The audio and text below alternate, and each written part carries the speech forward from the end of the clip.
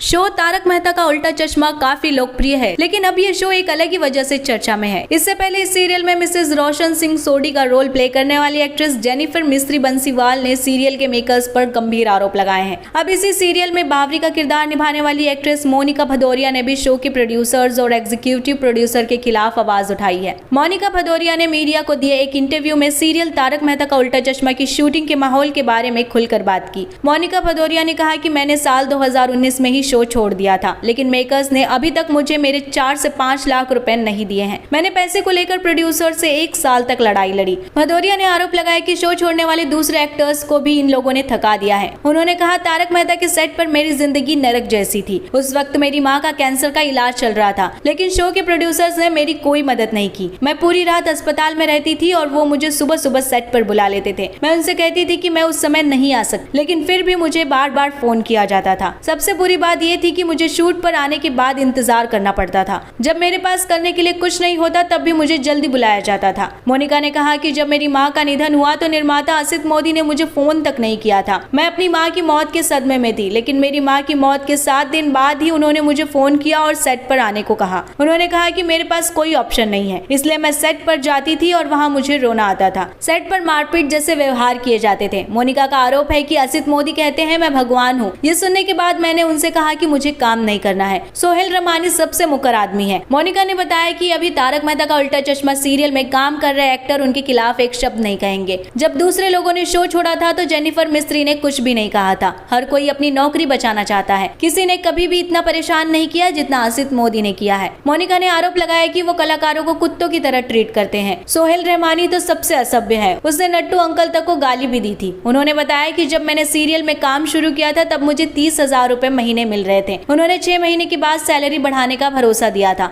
लेकिन उन्होंने पैसे नहीं बढ़ाए। मोनिका भदौरिया के अलावा तारक मेहता के एक्स डायरेक्टर मालव राजदा ने भी जेनिफर मिस्त्री का सपोर्ट किया है। जेनिफर मिस्त्री ने हाल ही में सोहेल रमानी और जतिन बजाज के खिलाफ मामला दर्ज कराया था। उन्होंने असित मोदी पर भी गंभीर आरोप लगाए हैं। सुनते रहिए द न्यूज़ इंडिया, एक अलग नजरिया खबरों का।